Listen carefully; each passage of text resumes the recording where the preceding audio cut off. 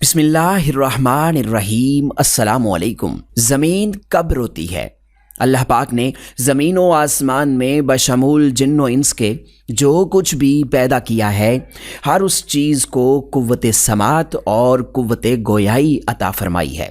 ایسی تمام چیزیں جو اللہ پاک نے پیدا کی ہیں، جب ان کو کوئی چیز عطا کرتا ہے تو اس پر وہ شکر بھی ادا کرتی ہیں، اور جب ان کو کوئی تکلیف پہنچتی ہے تو اس کا اظہار بھی کرتی ہیں۔ لیکن یہ اور بات ہے کہ اللہ نے ایسی آوازوں کو جن و انس سے پوشیدہ رکھا ہے۔ اب زمین کو ہی لے لیجئے، زمین بولتی بھی ہے، سنتی بھی ہے، خوشی غمی کو محسوس بھی کرتی ہے اور اس کا اظہار بھی کرتی ہے۔ نبی کریم صلی اللہ علیہ وآلہ وسلم نے فرمایا، دو موقع ایسے ہیں کہ جن پر زمین روتی ہے۔ پہلا موقع یہ ہے کہ جب ناحق کسی کا خون بہایا جاتا ہے، خون کا قطرہ زمین پر گرتا ہے، زمین پکارتی ہے، الہی مجھے اجازت دے تاکہ میں قاتل کو ابھی نگل جاؤں۔ آواز آتی ہے کہ صبر کر، یہ تیرے اندر ہی آئے گا۔ دوسرا موقع وہ ہے کہ جب زانی زنا کا ارتکاب کرنے کے بعد غسل کرتا ہے، پانی کا پہلا قطرہ زمین پر گرتا ہے تو زمین زار و قطار روتے ہوئے کہتی ہے کہ الہی مجھے اجازت دے تاکہ میں اسے نگل جاؤں۔ آواز آتی ہے کہ صبر کر، یہ تیرے پاس ہی آئے گا۔ زناکاری ایک بدترین لعنت اور پستی کی علامت ہے۔ بے غیرت، بے شرم اور بے حیا انسان جس کی انسانیت حیوانیت سے مغلوب ہو چکی ہو، وہی ایسی حرکت کر سکتا ہے۔ قرآن کریم نے تو زنا کے قریب جانے سے بھی منع فرمایا ہے۔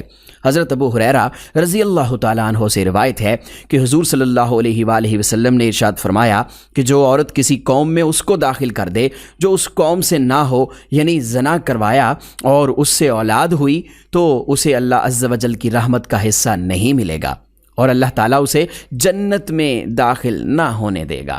حضرت عبداللہ بن عباس رضی اللہ تعالیٰ عنہ سے روایت ہے کہ رسول اللہ صلی اللہ علیہ وآلہ وسلم نے ارشاد فرمایا کہ جس قوم میں زنا اور سود ظاہر ہو جائے تو انہوں نے اپنے لیے اللہ عز و جل کے عذاب کو حلال کر لیا۔ حضرت عمر بن عاص رضی اللہ تعالیٰ عنہ سے روایت ہے کہ نبی اکرم صلی اللہ علیہ وآلہ وسلم نے ارشاد فرمایا کہ جس قوم میں زنا ظاہر ہوگا وہ قحط میں گرفتار ہوگی۔ حضرت بریدہ رضی اللہ تعالیٰ عنہ سے روایت ہے کہ رسول اللہ صلی اللہ علیہ وآلہ وسلم نے فرمایا، ساتوں آسمان اور ساتوں زمینیں زانی پر لعنت کرتے رہتے ہیں۔ نبی اکرم صلی اللہ علیہ وآلہ وسلم نے فرمایا کہ 3 قسم کے آدمیوں پر اللہ تعالیٰ نظر رحمت نہیں فرمائے گا۔ نمبر 1 زانی، نمبر 2 جھوٹی تقریر کرنے والا، نمبر 3 تکبر کرنے والا فقیر۔ آپ صلی اللہ علیہ وآلہ وسلم نے فرمایا کہ زنا سے 80 سال کی نیکیاں برباد ہو جاتی ہیں، اور دوزخ میں ایک کنواں زانیوں کے لیے تیار کیا گیا ہے جس میں انہیں رکھا جائے گا اور اس کا نام حاویہ ہے۔ حضرت ابو ہریرہ رضی اللہ تعالیٰ عنہ سے روایت ہے کہ حضور اقدس صلی اللہ علیہ وآلہ وسلم نے ارشاد فرمایا کہ جب مرد زنا کرتا ہے تو اس سے ایمان نکل کر سر پر سائبان کی طرح ہو جاتا ہے۔ جب اس فعل سے جدا ہو جاتا ہے تو اس کا ایمان اس کی طرف لوٹ آتا ہے۔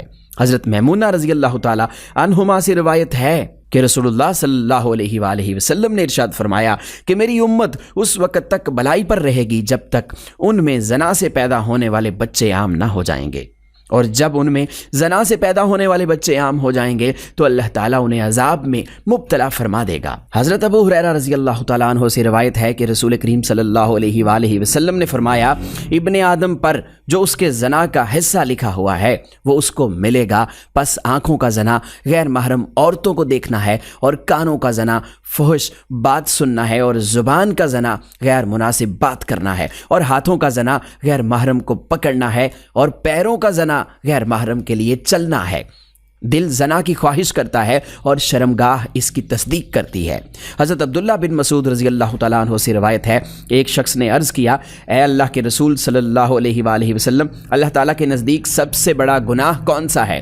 آپ صلی اللہ علیہ وآلہ وسلم نے فرمایا کہ تم کسی کو اللہ تعالیٰ کا شریک بناؤ حالانکہ اس نے تمہیں پیدا فرمایا ہے۔ اس شخص نے عرض کیا، اس کے بعد؟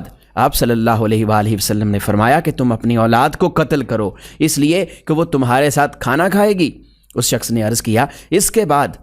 آپ صلی اللہ علیہ وآلہ وسلم نے فرمایا کہ تم اپنے ہمسایہ کی عورت سے زنا کرو۔